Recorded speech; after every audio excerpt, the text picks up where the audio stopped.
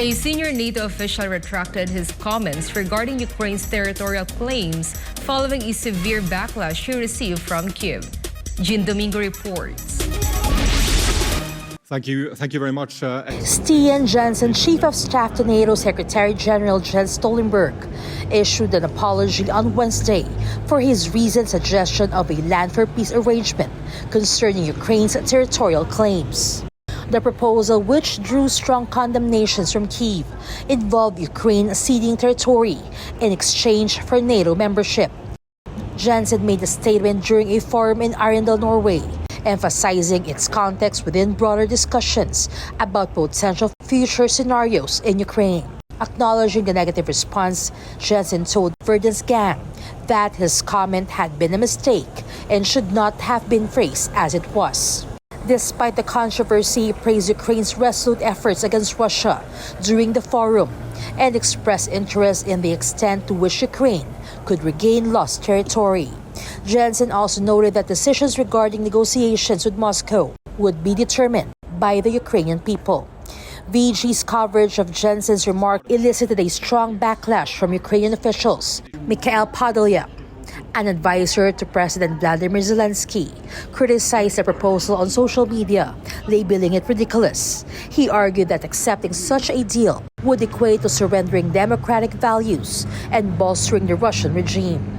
Alexei Danilov, head of the Ukrainian National Security and Defense Council, declared that negotiations with Russian President Vladimir Putin were off the table, advocating for Russia's dismantlement, akin to Carthage. Against the backdrop of these developments, Ukrainian forces launched a major counteroffensive in early June, aiming to cut off Crimea by reaching the Sea of Azov.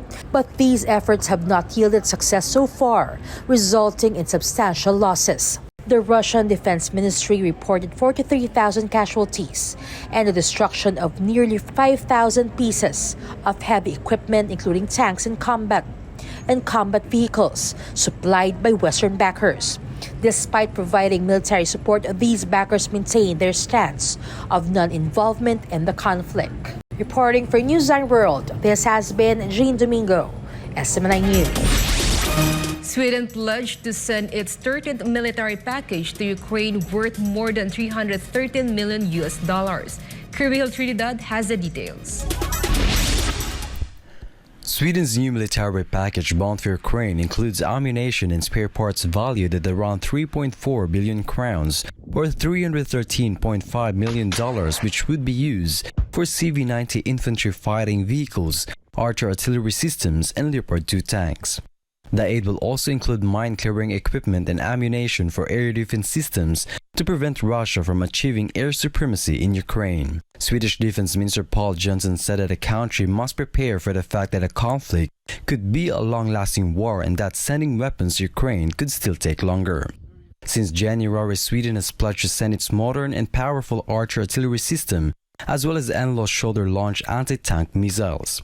As part of its 12th military package, Sweden announced it will allow Ukrainian pilots to start a test flight for Swedish Saab JAS-39 Gripen fighter jets, which is said to be one of the most reliable and best military aircraft in the world. The first 12 military aid packages sent by the Scandinavian country to Ukraine have been valued at around 17 billion kronor or $1.6 billion in total. Sweden has also donated around 5.2 billion kronor in humanitarian and civilian aid for the people of Ukraine. This has been Kirill Trinidad, SM9 News.